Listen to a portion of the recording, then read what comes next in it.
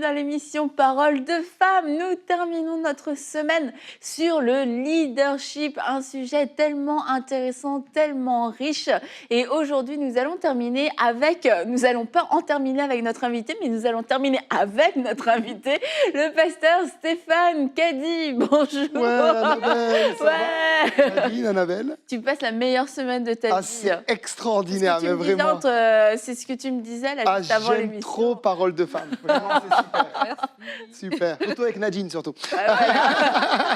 J'attendais. Justement, Stéphane, aujourd'hui, on va parler d'être un leader que les gens aiment suivre. Oui, Annabelle. Apparemment. C'est un message subliminal. Il n'y a rien de subliminal. Tout est dit parce que Stéphane est une personne très franche, très honnête, comme vous avez pu le constater, bien que cette semaine, tu aies fait preuve de beaucoup de quoi, Nadine? De sympathie à mon égard. Tu y réponds pas. Tout le monde a changé. Je ne sais pas si c'est toi qui as changé, si c'est moi qui ai changé du coup en tout cas. Mais merci, c'était une très bonne semaine. Et puis on va terminer, aujourd'hui. Il y aura encore beaucoup de choses à dire parce que c'est sûr que c'est vraiment un sujet qui est très vaste. Mais merci pour tout ce que tu as apporté. Et aussi Stéphane a eu différentes paroles au cours des dernières émissions. Il a prié pour vous. Alors n'hésitez pas à aller suivre les autres émissions de la série pour pouvoir avoir tout le contenu sur le thème que Stéphane a partagé du leadership. Et aujourd'hui, on voulait parler comment être un leader que les autres aiment suivre et veulent suivre. Amen. J'aimerais juste partager quelque chose que j'ai reçu juste avant l'émission. C'est à me montrer, vous savez, cette image où Jésus va laver les pieds des disciples. Et je crois qu'à travers ce qu'on va aborder, j'avais reçu cette parole de la part du Seigneur que beaucoup de leaders vont être comme façonnés d'une manière nouvelle par le Seigneur. C'est comme si Jésus va vous laver les pieds. Vous avez l'habitude de faire le leadership d'une manière, vous étiez sûr de vous, sûr que les gens aiment ce que vous faites, mais à travers cette émission, je suis convaincu qu'il y a une nouvelle manière de voir le leadership qui va être. Et laissez-vous peut-être bousculer par le Seigneur. On n'aime pas trop ça, mais laissez Jésus vous laver les pieds. Vous savez, quand Jésus va laver les pieds à Pierre, Pierre n'a pas trop aimé ça. Il va dire, Seigneur, non, pas moi, j'ai pas besoin, etc. Et pourtant, Pierre avait besoin de se laisser laver les pieds par le Seigneur. Donc, laissez le Seigneur peut-être vous parler par rapport au point qu'on va aborder maintenant, sans vous sentir accusé. Ouvrez-vous à la grâce de Dieu et laissez Dieu corriger en vous certains points. On va voir ça ensemble. Et avant que tu poursuives, si tu le permets. Bien sûr, Annabelle. Merci, je suis flexible, merci. Alléluia. Comment t'as dit en début de semaine, le mot leadership n'est pas dans la Bible. Et c'est vrai, le mot leadership n'est pas dans la Bible. Et du coup, quelquefois, on peut avoir une certaine réticence. On se dit, oh, c'est un concept du monde qui est amené dans l'Église et tout ça. Et puis du coup, ne pas vouloir du tout s'ouvrir et ni être enseigné à ce sujet-là. Et pourtant, c'est vraiment des choses dont on a besoin. Amen. Et j'aimerais vous lire ce passage dans Matthieu 2. Où il nous est dit « Car voici ce qui a été écrit par le prophète, et toi, Bethléem, terre de Juda, tu n'es certes pas la plus petite parmi les principales villes de Juda, car de toi sortira un chef qui prendra soin d'Israël, mon peuple. » Amen. Et en fait, dans cette prophétie qui a été donnée, il nous est parlé d'un chef. Et ce chef, c'est Jésus. Et en fait, Dieu nous a envoyé Jésus, oui, comme le sauveur du monde, mais comme un leader. Et peut-être que le mot n'était pas employé, mais le mot qui est employé est chef.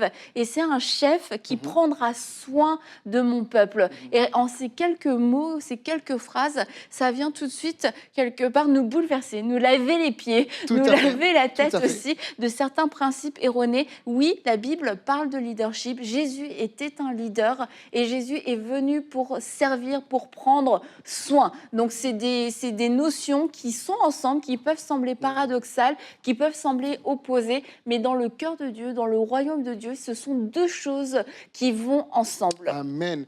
Et j'aimerais rajouter un chef qui libère. Un bon leader est un libérateur pour les autres. Alléluia. J'aimerais juste lire un passage dans Ésaïe 54, versets 1 à 3. C'est un de mes passages préférés des Écritures. « Réjouis-toi, stérile, toi qui n'enfantes plus, fais éclater ton allégresse et ta joie. Toi qui n'as plus de douleur, car les fils de la délaissée seront plus nombreux que les fils de celle qui est mariée, dit l'Éternel. Élargis l'espace de ta tente, qu'on déploie les couvertures de ta demeure. Ne retiens pas, allonge tes cordages et affermis tes pieux, car tu te répandras à droite et à gauche. Ta postérité envahira des nations et peuplera des villes déserte. Et je crois que nous sommes dans un temps maintenant pour l'Église de Jésus où c'est le temps d'enfanter. Alléluia. On a senti avec le Covid comme un temps où on n'a plus enfanté, où les services, où les églises n'ont plus grandi, où peut-être certains leaders ont eu du mal à recruter des gens dans la vision, etc. Mais je ressens dans mon esprit de vous dire cette parole prophétique du Seigneur, c'est le temps de se répandre à droite et à gauche. Alléluia. Et peut-être que certains maintenant, l'Esprit de Dieu vous parle et vous sentez que vous allez être enceinte spirituellement d'une vision. Alléluia. Ça va peut-être prendre 9 mois, mais voilà, vous sentez que la vision de Dieu va revenir habiter en vous, des promesses, des choses. Laissez Dieu vous élargir. Et je crois que c'est important parce que beaucoup de services ne grandissent plus dans l'Église. Quand je vois des leaders, ils arrivent à un moment de leur vie, ils ont 10 personnes sous leur autorité, et les années passent, ils en ont 8, puis 7, puis 6, et puis on se dit, non mais c'est pas une croissance, c'est une décroissance. Et je crois que c'est pas ça que Dieu veut. Et puis j'ai d'autres leaders parfois qui me disent dans l'Église, pasteur, on est dans une saison où on a fermé les pieux. Alors c'est bien, on l'a lu ensemble, il faut affermir les pieux, on élargit l'espace de l'attente, on a fermé les pieux. Mais bon, on a fermé les pieux 1 an, 2 ans, 10 ans, 15 ans. Je crois que c'est bien de stabiliser les gens, mais il y a un moment où ça doit grandir. On ne peut pas toute notre vie affermir les pieux. Hein. Ouais. Il faut aussi se répandre à droite et à gauche. Et je crois que ce n'est pas juste de dire je suis juste dans un temps où on a fermé les pieux, parce que dans la Bible, je crois que toujours on voit la croissance. Dans le livre des Actes, l'Église, elle fait que grandir. Ils sont 3000, ils sont 5000, ça fait que grandir. Bien sûr, on a fermé les pieux, mais on continue à grandir. Et j'aime pas mal le pasteur Yong Kisho. Je lisais son livre sur la croissance de l'Église. Quand ils sont 70 000, ils croient pour 80 000. Ils sont 80 000, ils croient pour 90 000. Et constamment, il y a une vision de croissance. Et si vous êtes un leader, vous devez faire en sorte que votre leadership grandisse et que le nombre de personnes que Dieu vous a confiées multiplie avec les années. Et je vois des fois des services dans l'Église, on a l'impression que c'est chasse gardée. Les gens n'ont plus le droit de venir, on dirait une petite secte ou un petit club fermé. Vous voyez, les gens sont là. Est-ce que je peux servir peut-être dans ton service? Les gens ne sont pas assez parfaits, pas assez bien. Et je crois que c'est un tort. Et je crois qu'un bon leader est quelqu'un qui sait rallier les gens autour de lui et qui donne envie aux gens de servir avec lui. Et bien sûr, comme Annabelle, tu l'as dit, j'aimerais prendre l'exemple de Jésus, qui est notre chef, le plus grand des leaders. Et Jésus, il savait s'entourer de toutes sortes de personnes. Par exemple, Jésus a sympathisé sur la croix avec un brigand, un voleur. On a vu avec des collecteurs d'impôts comme Matthieu, des pécheurs comme Pierre, des étrangers comme la femme syrophénicienne, des prêtres comme Nicodème, des nobles comme Joseph d'Arimathée, des gens possédés comme Marie-Madeleine ou l'homme de Gadara. Et son but, c'était de sauver ces gens et d'en faire des disciples. Et tout bon leader doit savoir gagner toutes sortes de personnes. Bon, je vois des fois des gens qui sont là et ils sont d'une certaine culture, ils ne veulent pas d'autres personnes dans leur groupe. Et c'est un tort. Un bon leader, il sait rallier tout le monde à sa vision. Et je crois qu'il y a des petites choses qui vont faire, on va voir des choses pratiques, qui vont faire que les gens ont envie de servir avec vous. Par exemple, je crois qu'une des choses majeures pour moi, c'est qu'un bon leader, c'est quelqu'un qui sait encourager les autres, comme toi, Annabelle. Alléluia. Tu m'encourages souvent. Merci, Annabelle. Alléluia. C'est un bon leader. On peut applaudir Annabelle. Alléluia. Oui, pour Annabelle. Mais je crois que c'est important. Tu as ce don-là et je crois que c'est important d'encourager les autres. Moi, j'aime être avec des gens qui m'encouragent. Je n'ai pas besoin d'être avec des gens qui me disent toutes mes erreurs. Je sais que j'ai des erreurs. Je sais que j'ai des fautes. Je sais qu'il y a des choses que je dois changer. Mais dans la présence de Dieu, je laisse le Seigneur le faire. Alléluia. Mais si je suis avec quelqu'un qui fait que de me rappeler, Stéphane, t'es pas à l'heure.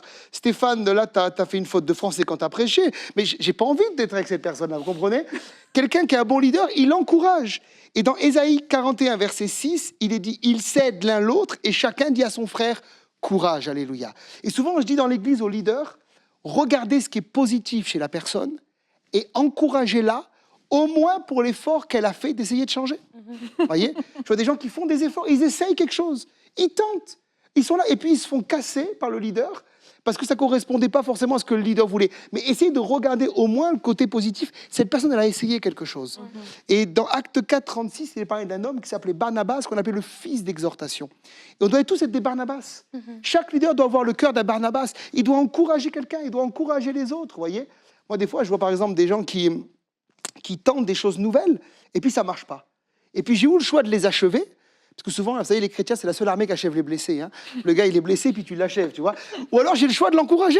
Je dis, mais c'est pas grave, ça n'a pas marché une première fois, ça marchera une deuxième fois. 7 fois, le juste tombe, 7 fois, il se relève. Alléluia, on encourage. Et là, les gens sont motivés, tu leur donnes de la valeur, et ils ont envie de servir avec toi. Donc ça, c'est un point très important, l'encouragement. Ouais. L'autre point, je l'ai appelé la gratitude, le fait de dire merci aux gens. Alors on sait qu'on ne peut pas non plus remercier les gens à l'extrême, puisque notre récompense, elle sera au ciel. lors du tribunal de Christ, chacun serait récompensé par le Seigneur. Mais je crois que c'est important sur la terre aussi d'apprendre à dire merci. Il est bon de rendre à César ce qui est à César et à Dieu ce qui est à Dieu. Et des fois, de remercier nos équipes. Moi, il m'arrive à chaque réunion de leader de remercier tous ceux qui servent dans l'église. Je les remercie pour leur fidélité. La plupart, c'est des gens bénévoles. Ils viennent là, ils travaillent, ils ont des femmes, ils ont des enfants. Ils travaillent le soir, longtemps après pour le Seigneur. Et régulièrement, j'ai un temps, ça peut être lors d'un repas aussi.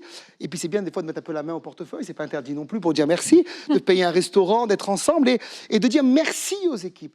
Et je préfère parfois, personnellement, dire merci plusieurs fois que 0 fois. Quelqu'un me fait un cadeau, par exemple, ben, je vais le remercier plusieurs fois. Et je sais que cette personne-là va dire « Waouh, le pasteur Stéphane, quand on le bénit, il est reconnaissant. On a encore envie de le bénir. Quand tu n'es pas reconnaissant, les gens n'ont pas envie de te suivre, n'ont pas envie d'être avec toi. Soyez reconnaissant. Dites merci à vos équipes. Dites merci pour le travail et l'investissement qu'ils ont. Alléluia. Un autre point important, souriez. Souriez. Quand je prêche, parfois les gens ne sourient pas. J'arrête de prêcher et je dis aux gens « S'il vous plaît, souriez ». On me dit, il y a le masque, mais on se voit dans les yeux quand on sourit, alléluia. Souriez, vous êtes sauvés. Il n'y a rien de pire que des gens qui ne sourient pas. Des gens qui sont comme ça, rigides comme une porte de prison. Tu as l'impression qu'ils te regardent, tu as fait quelque chose. On en revient à la rigidité. Souriez, alléluia. Ça fait du bien de sourire. Un cœur joyeux est un bon remède, dit les proverbes. Quand vous souriez, il y a de la joie qui découle, alléluia. Alors souvent, je dis une chose, soyez sérieux, mais ne soyez pas cérémonieux. Et arrêtez de vous prendre au sérieux. Soyez sérieux, mais vous ne vous prenez pas trop au sérieux. Moi, j'arrive et j'aime le sérieux. J'aime que les équipes soient organisées, soient à l'heure, soient ponctuelles, mais j'aime bien travailler dans une atmosphère détendue.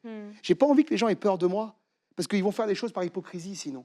J'ai envie que les gens, quand ils me voient, ils savent que c'est le pasteur, on le respecte, mais on aime être avec lui, et j'aime sourire aux gens. Et souvent, je me dis, si Jésus était là avec nous sur le plateau, il sourirait. J'en suis convaincu, il ne serait pas là comme un pharisien, un air rigide. Non, il sourirait. Et il y aurait un regard plein d'amour pour moi, plein d'amour pour toi, plein d'amour pour Annabelle, même pour Annabelle. Alléluia. Le Seigneur aime Annabelle. Alléluia. Mais oui, souriez, s'il vous plaît. C'est une manifestation de l'amour, le sourire. Souriez. Vous savez, c'est tellement important. Ensuite, je crois que, en tant que leader, si vous voulez rallier les gens à votre cause, intéressez-vous sincèrement aux gens que Dieu vous a confiés. Et je chante dans mon cœur de dire, il y a des personnes qui nous regardent. Dieu ne vous confie pas plus parce que vous ne savez pas vous occuper des peu de personnes que Dieu vous a confiées déjà. Si tu as une église de 30 personnes, tu n'arrives pas à gérer les 30 personnes, tu n'en auras jamais 200. Par exemple, dans les Écritures, il est écrit, dans les Proverbes aussi, « Connais chacune de tes brebis ». Et je crois que c'est important, et j'essaye, personnellement, je m'applique. Je ne dis pas que je suis parfait, je ne dis pas que je fais toujours juste, mais je m'applique à essayer au moins de connaître chaque prénom de chaque personne de mon église. Et dès qu'on baptise quelqu'un, je vais vers cette personne et je lui dis « Mais comment tu t'appelles ?» Et puis des fois, la personne me dit, ça m'arrive souvent, ça va faire des erreurs, elle me dit par exemple Geneviève. Et moi, pendant 4 fois, je vais l'appeler Evelyne. Mais elle m'aime tellement que je vais retourner jusqu'à temps que je sais qu'elle s'appelle Geneviève. Parce que je veux connaître chacune de mes brebis. Et je veux que quand cette personne arrive au culte, lui dire « Bonjour Geneviève » si je la vois dans le couloir. Si je la croise aux toilettes, « Bonjour Geneviève » et qu'elle dise « Waouh, mon pasteur, il a 300 personnes et il sait que je m'appelle Geneviève. » Et je sais que pour les gens, ça paraît rien, mais j'ai vu des gens être touchés comme ça. Ils me disent, mais pasteur, mais tu t'intéresses à moi. Mais bien sûr, je m'intéresse à toi. Le Seigneur t'a mis sous ma responsabilité. Un jour au ciel, je rendrai des comptes pour toi. Je veux au moins savoir comment tu t'appelles. C'est le minimum, mais ça paraît tellement élémentaire. Mais je vois des leaders, ils ne savent même pas le nom de leurs équipes. Intéressez-vous aux gens. Intéressez-vous au nombre d'enfants qu'ils ont. Intéressez-vous à ce qu'ils aiment. Intéressez-vous à là où ils vont en vacances. Mais faites-le par contre sans chercher vos intérêts à vous. Faites-le sincèrement. Où est-ce qu'ils habitent? Moi, je me suis intéressé à des gens et j'ai vu qu'ils vivaient dans une réelle pauvreté, par exemple. J'ai vu des gens, je m'intéresse à eux et puis je les ai visités chez eux, dans des quartiers très sensibles de Nice. Et puis je suis rentré, j'ai vu des gens qui ne mangeaient pas à leur faim. Des gens qui étaient dans mon équipe. Des gens qui n'arrivaient pas à payer leur loyer. Et l'Église a pu faire quelque chose pour eux. Mais ce jour-là, j'ai gagné le cœur de ces gens-là. Et je sais qu'à vie, ces gens seront avec nous. Ils vont donner leur vie pour la vision parce qu'ils ont vu, mais le berger, ce n'est pas juste un pasteur qui est très très loin. Non, mais quand il peut, il s'intéresse à nous. Il vient avec nous, il sent la brebis aussi un peu de temps en temps. Il est là et puis il respire un peu de notre atmosphère. Et on va tout faire pour les aider. Vous voyez, intéressez-vous aux gens. Moi, j'ai horreur des gens qui viennent me voir et qui s'intéressent juste à mon don, à mon talent. Alors, pasteur, tu prêches bien, on t'invite. Et pose-moi la question si j'ai des enfants. Pose-moi la question si j'ai une femme. Pose-moi la question sur ce que j'aime. Intéresse-toi à moi pour ce que je suis avant de t'intéresser à moi pour mon talent. Et je crois que c'est tellement important. Les gens sont sensibles à ça. Vous voyez, très, très sensibles à ça. D'ailleurs, je vous une parenthèse, j'essaie aussi de connaître le nom des enfants de mes paroissiens. C'est aussi pas interdit de saluer les enfants. Un jour, Dieu m'a dit, tu es le pasteur de tout le monde, même des enfants. Et il m'arrive de rentrer dans les écoles du dimanche, de voir les enfants. de parler avec eux. On a même prié pour des enfants qui étaient liés par des mauvais esprits, qui avaient des cauchemars, qui avaient des troubles du sommeil. On leur a imposé les mains, on a eu des baptêmes. Tiens, il y a une semaine, on a eu une petite fille baptisée du Saint-Esprit le mardi soir. Elle est venue devant, on a prié pour elle, elle a été baptisée de l'Esprit. Parce que Jésus a dit, laissez venir à moi les petits-enfants. Oui, c'est des petites choses, mais ça rallie les gens à la cause, alléluia. Ensuite, écoutez les problèmes des gens. Écoutez-les sincèrement. Il n'y a rien de pire qu'un leader qui parle que de sa vision et qui n'écoute pas les problèmes des gens. Je vois des fois, par exemple, certains leaders, ils ont la vision. Les gens viennent avec des soucis, ils viennent avec des problèmes. Et puis, au lieu de les écouter, ils ramènent tout à la vision. Alors, demain, le service, demain, il y a l'appel, demain, il y a la réunion. Mais écoutez les gens. Écoutez sans parler. C'est compliqué des fois, ça. Hein. Écoutez sans parler. T'as vu, nous, on le fait bien. Écoutez sans parler. Alléluia. Mon père me dit, il travaille en prison, il peut écouter des fois des heures les gens sans dire un mot. Et les gens, à la fin, sont là. Oh, qu'est-ce que ça m'a fait du bien. Oh, il était extraordinaire, le rendez-vous, puis ils se convertissent. Il n'a rien fait. Il a juste aimé les gens. Il les a écoutés, à la fin, il les a conduits à Jésus. Écoutez les gens sincèrement vous parler. Je reviens sur ce que j'ai dit lors de la première journée de Parole de Femmes. Je disais qu'on n'est pas appelé à être des leaders durs, mais à être des pères spirituels, à être des mamans spirituelles. Que les gens puissent se confier. Moi, j'ai un père qui a le cœur de Dieu et j'ai envie de me confier en lui quand j'ai des problèmes, des combats, des frustrations, des luttes. Je peux aller vers lui, je peux lui parler librement, je sais qu'il me reçoit, il m'écoute. Que tous les leaders qui nous écoutent deviennent des pères pour leurs équipes. Tu veux 100 personnes, tu n'arrives pas à gérer 10 personnes. Deviens un père pour les 10, puis tu en auras 20, puis tu en auras 30, tu en auras 40, tu en auras 50. Et puis Dieu va multiplier ensuite les troupeaux. Mais il faut devenir absolument un père. Vous voulez parler aussi, Annabelle? Non, t'écoutes. Moi, j'allais juste dire... Ah bah, D'autres points, on les verra après, je vous laisser parler aussi. Non, j'allais juste dire que jusqu'à présent, ce qui ressort de tout ce que Stéphane est en train de partager, c'est qu'un leader, il est humain. ouais. Et le côté humain du leadership, en fait, c'est ça qui est la base, en fait. C'est ça qui distingue même, on a parlé depuis le début de la semaine, du leadership humain, mondain, du monde, par exemple, par rapport au leadership biblique. Et c'est ce côté humain, en fait, des choses. Et c'est important de comprendre, ton premier point, c'était l'appréciation. Et vraiment, je me dis, l'appréciation, on parle de la langue, voilà, que la mort et la vie sont au pouvoir de la langue. Et l'appréciation, c'est vraiment assainir l'atmosphère de ton équipe. C'est assainir l'atmosphère de ton église. Et l'appréciation, ça a l'air de rien, mais c'est comme des semences que tu jettes en fait en terre et tu vas voir que ça va prendre fruit. L'appréciation, c'est pas de la manipulation, c'est pas flatter les gens dans le sens du poil, mais c'est vraiment reconnaître ces personnes, ces 10 personnes que Dieu a mis devant toi, ces 3 personnes. Et s'intéresser aux gens, c'est tellement primordial, c'est important et c'est refléter le cœur de Dieu. Et vraiment, de le prendre pas comme une exigence. Et vraiment, on a parlé hier ou avant-hier du fait que Dieu nous donne une vision, Dieu va donner la provision, Dieu va nous donner les capacités. Nos capacités viennent de Dieu, la Bible nous dit dans Corinthiens, et de dire, Seigneur, donne-moi, je veux servir comme toi tu veux. Je veux honorer ton église, je veux honorer ton appel. Donne-moi la capacité. Et ce ne sera pas un effort, tu n'auras pas un calepin, puis avec une photo, OK, ça c'est Geneviève, ça c'est Monique. Non, ça va venir naturellement. Et si on est quelqu'un, on a du mal, ben c'est correct. Tu peux dire à la personne, tu sais quoi, moi je suis plus visuelle, là j'ai du mal à me rappeler. Et tu t'intéresses en fait, et de ne pas le prendre comme un fardeau. Moi je sais que personnellement, les visages, je ne me rappelle pas des visages. Donc, franchement, si on ne s'est pas vu depuis 5 ans, j'ai oublié ton visage. Mais je me rappelle des noms et je me rappelle des petites informations. Donc, si je sais que Monique, elle aime faire du vélo, je m'en rappelais tout le temps. Ouais. Alors, c'est des petites choses comme ça. OK, mais ça, c'est ma personnalité. Mon beau-père, qui était le pasteur de l'église pendant 27 ans, lui connaît les noms de tout le monde, mais il a une capacité incroyable. Mais ça, c'est lui. Et donc, mon mari est différent. Mais chaque personne, parce que tu as la volonté de le faire, Dieu va te donner la capacité. Mais vraiment de dire, Seigneur, je veux t'honorer et donne-moi la clé. Aide-moi de ne pas le prendre comme un fardeau. Mais si on le prend vraiment avec un cœur d'honorer, Dieu va nous donner la grâce et moi pouvoir aimer les gens. C'est le point capital, je crois, que Stéphane est en train de dire, c'est l'amour. J'ai touché il y a quelques temps en arrière, je sors d'une réunion et puis il y a une sœur de notre église qui est pas toute jeune, qui s'est coupé les cheveux. Et puis je lui ai dit, oh ma sœur, t'as coupé tes cheveux, mais qu'est-ce que ça te va bien? Elle me dit, ah, mon mari me l'a pas dit. J'étais tellement content de voir que son pasteur avait remarqué qu'elle avait coupé ses cheveux. Même pas son mari l'avait vu. Là, il a fait une erreur quand même. Hein. Mais j'étais tellement content de voir. Mais elle dit, mon pasteur, il a remarqué que je me coupe les cheveux. Et ça m'arrive souvent quand un paroissien change de voiture ou quand il change de travail, de lui dire, mais t'as changé. Mais comment tu le sais, pasteur? Parce que j'observe la vie, j'aime les gens. Je veux savoir comment ils vont. Je m'intéresse à la vie des gens. Et je crois que c'est très important. Un autre point, c'est si vous le pouvez, en restant raisonnable et dans l'équilibre, faites des cadeaux aussi à vos équipes. Par exemple, je suis très touché, on est venu ici au Canada avec une sœur qui est responsable d'un service de l'église, et j'ai prêché ce message à l'église, et elle m'a dit, pasteur, dans l'avion, quand je reviens, je ramène un cadeau du Canada à chacune des personnes qui travaillent avec moi. Mais j'ai dit, gloire à Dieu. Dans les Proverbes, c'est écrit, dans les Proverbes, il est écrit, Proverbe 18, verset 16, les présents d'un homme lui élargissent la voie et lui donnent accès auprès des grands. Quand tu fais un présent à quelqu'un, tu lui élargis la voie, alléluia. Il se passe quelque chose dans le cœur. Voilà pourquoi on se donne des cravates avec Jérémie. Alléluia. On se fait des cadeaux. C'est un signe aussi d'amour. Vous savez, quand vous touchez au portefeuille, là, c'est une autre dimension. Souvent, je dis aux gens, certains, on les baptise, mais on devrait baptiser le portefeuille aussi avec dans le baptistère. Tu as l'impression qu'ils ont sorti le portefeuille du baptistère. Ils ne sont pas capables de mettre de l'argent, mais tout en restant raisonnable, chacun comme il peut, mais mettez de l'argent parfois. Payez un restaurant, on a parlé de manger ensemble beaucoup pendant les émissions. Faites l'effort de plus qui fait que les gens ont envie de vous suivre. Un autre point, c'est faites-vous tout à tous. Dans 1 Corinthiens 9, verset 22, Paul dira, un des plus grands des leaders, j'étais faible avec les faibles afin de gagner les faibles. Je me suis fait tout à tous afin de sauver de toute manière quelques-uns. On a tous dans nos équipes des gens plus forts et plus fragiles. Et on n'est pas appelé à exclure les plus fragiles. On est appelé à les rallier à la cause. Et je crois que parfois, on peut aussi s'adapter aux gens par rapport à leur style de vie. Par exemple, je t'expliquais hier, Annabelle, qu'on a eu des personnes qui, dans l'église, sont tombées enceintes, des femmes, qui avaient des services très importants dans l'église. Et certains leaders disaient, bon, maintenant, depuis qu'ils ont un enfant, ces gens ne peuvent plus remplir autant d'heures qu'ils faisaient avant, etc. Mais je dis, mais ça ne va pas de dire ça.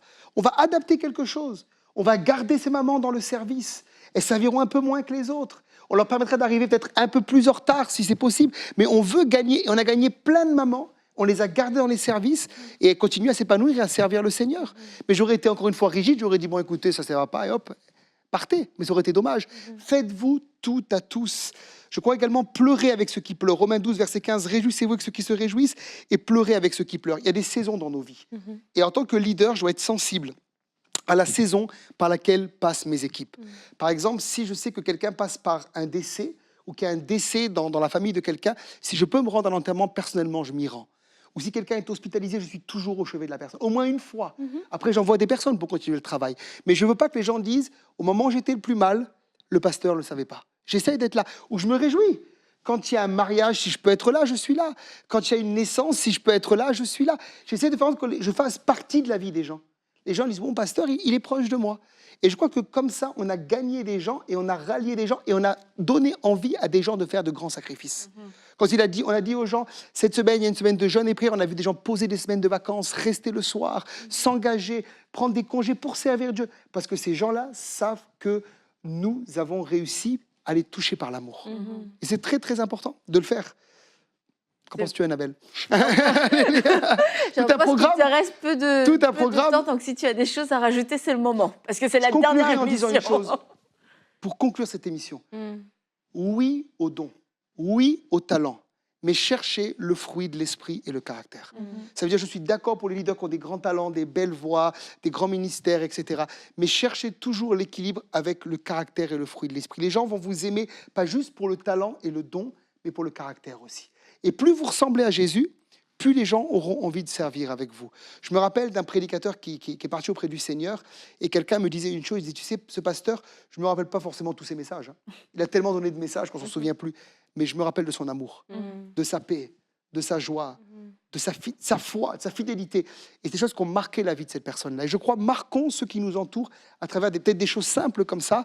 Des fois, on veut tellement être spirituel qu'on passe à côté des choses simples et on verra que nos équipes vont commencer à grandir. Et une pensée que j'avais pendant que tu disais, moi, je suis là pour les naissances, je suis là pour les décès, je suis là... En tout cas, j'essaye. Pour tout. Et il y a certaines personnes qui vous disent, ah oui, mais ça, c'est possible parce qu'il n'a pas une méga church. Mais j'ai envie de vous dire, vous non plus, en fait. Et que quelquefois, c'est l'excuse qu'on prend. Oui, mais on ne peut pas faire ça pour tout le monde, on ne peut pas faire ça tout le temps. Mais dans la saison dans laquelle vous êtes actuellement, eh bien, vous pouvez le faire. Et ce serait une bonne chose que vous puissiez le faire. Et vous allez, oui, vous élargir. Oui, votre église, votre département, peu importe de quoi vous êtes responsable, va pouvoir grandir. Il y a d'autres personnes qui vont pouvoir prendre le relais. Mais aujourd'hui, ne vous comportez pas et n'utilisez pas ces excuses pour dire oui, mais on ne peut pas être à toutes les naissances, on ne peut pas être à tous les mariages. Aujourd'hui, il y en a peu, dans votre saison et vous ne voulez pas y aller parce que ça vous demande un effort, parce que ça demande un sacrifice, mais c'est le moment pour vous de commencer. Et encore une fois, je le redis, de ne pas prendre l'excuse de demain comme un prétexte pour ne pas le faire aujourd'hui, parce que comme Stéphane, tu le disais, il y en a qui n'ont pas plus, parce qu'avec les quelques personnes qu'ils ont aujourd'hui, on ne peut pas se comporter avec 10 personnes comme on va se comporter avec 1000, c'est certain.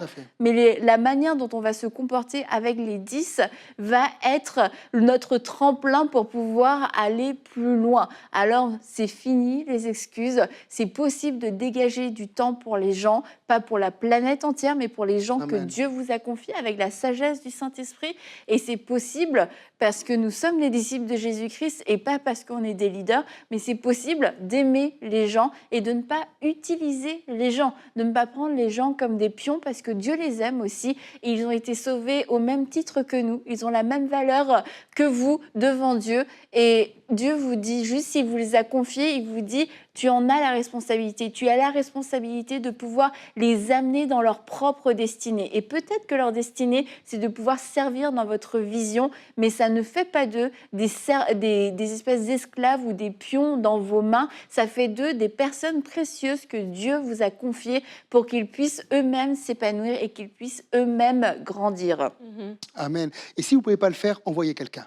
Et que des fois, c'est vrai qu'on ne peut pas tout faire. Moi, nous, on a une équipe pastorale, puis on a des responsables, des anciens, etc. On partage aussi les tâches, mais envoyez quelqu'un qui vous représente. Faites quelque chose, ou un SMS, ou un mail, ou montrez aux gens, en tout cas, de l'intérêt. Faites ce que vous pouvez et Dieu fera le reste. Amen. Et j'aimerais juste, il nous reste peu de temps, j'aimerais peut-être demander à pasteur Stéphane de prier pour, j'avais vraiment à cœur les pasteurs. Parce que justement, tu as dit au début de l'émission qu'ils peuvent se sentir repris. Et c'est vrai qu'ils peuvent se dire, oui, j'aimerais bien faire tout ça, mais je suis épuisée. Peut-être pendant une saison, j'ai couru partout et je me suis épuisée. Et vraiment pour dire aussi, il y a une grâce aussi qui vient avec le ministère. Voilà pourquoi il faut laisser Dieu nous appeler et pas nous lancer dedans, parce que c'est pas si facile que ça. Et il y a une grâce qui vient justement. Et il y a des pasteurs qui sont découragés, il y a des pasteurs qui sont fatigués, il y a des pasteurs qui ont couru. Et là, c'est comme, c'est too much. Et c'est peut-être juste de prier pour eux aussi, qu'ils soient fortifiés et qu'ils aient cette sagesse, cette capacité de déléguer, et que même les gens aussi qui reçoivent une personne qui vient au nom du pasteur, la reçoivent aussi comme étant le pasteur qui les a aussi visités. Sous son autorité, alléluia. Levez les mains juste, les serviteurs qui nous regardent. Recevez simplement maintenant. Riba chekerebo tsakata. Rabababacho, ribabatsekete. Rukatatata makito robobo tseketa. Ribababa chakata la baria la barabara santa. Père, je me tiens devant toi et maintenant je déclare sur la vie de tes serviteurs comme une saison de rafraîchissement qui vient dans l'autorité du nom de Jésus-Christ. Je libère cette onction. Maintenant, recevez par la puissance du Saint-Esprit un temps de rafraîchissement, un temps de visitation, un temps de relèvement, un temps d'équipement maintenant. Et je sens que Dieu parle à certains, il vous dit, je mettrai les bonnes personnes autour de vous. Simplement reconnaissez ces personnes, allez vers eux dans l'autorité du nom de Jésus. Je libère le discernement pour que vous puissiez reconnaître les personnes que Dieu met à côté de vous et qui vont alléger la charge pour le ministère. Au nom de Jésus, je libère ce feu, je libère cette onction, je libère ce renouveau. Recevez maintenant dans l'autorité du nom de Jésus-Christ. Amen. Amen. Merci beaucoup Stéphane pour toute cette semaine, et je crois que vous avez été encouragés, vous avez été peut-être aussi corrigés, et on dit gloire à Dieu pour tout ça. Et on se retrouve bientôt pour une prochaine émission de Paroles de Femmes.